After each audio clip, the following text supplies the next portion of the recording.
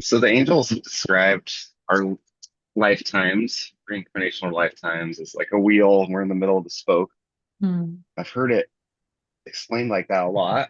It makes sense, and you're actually able to draw from all of your lives, like past, future, of our time.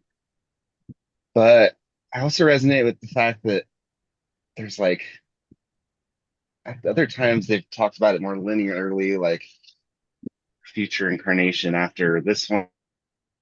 I don't know. They've spoken about it a lot. I just can't get it through my head. Maybe it's just hard for humans to understand. I was wondering if they could speak about that, how we experience lifetimes and like the in between, and um, are we only able to access the ones in the past of our reincarnational cycle, or Hmm. it just hurts my brain. Essentially, we recommend being in the layer that you're in. So we'll use cake analogy here for a moment. This is Adrian. I'm getting hungry. I'm gonna have to bake after this. This is Raphael.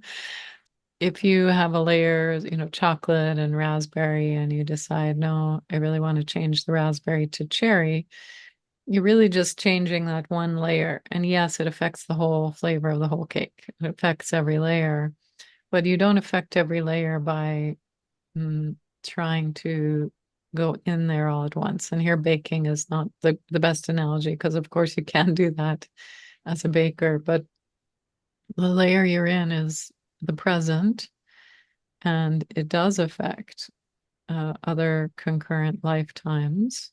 But you don't need to know that because you are sent by yourself to live out this story. And you're also sent by yourself to live out the other story. So you can trust yourself. You're doing fine over there in the past or the future. But the part of you which is right here and now does influence the whole. And largely speaking, that happens the same way that the angels can have collective knowing, or bees in a hive can be in such synergy that they know one another. Again, on a quantum level, that's not affected by space or time, right? So when you learn something here in this life, you have learned it in all of your lives and all of your expressions. But it's absolutely not important or healthy, we would say, to try to track that. Ooh, I just learned something. Let me just go over and look in Salem and over in my giant life and over somewhere in the future. How did that affect everything, right? It would just, one could literally go mad quite quickly trying to keep track of all that. So, similarly, you can resource or reference other lifetimes without really knowing how you do that. But sometimes, if you feel very stuck, you can just ask, all right, I want to go a little wider. And myself, as expressed through these different times and places, might have the answer here. So, the same way you might call on your guides, you can just be silent and ask for that advice to come through for you the way, however it does, through a pendulum or through words, through a meditation, a dream space.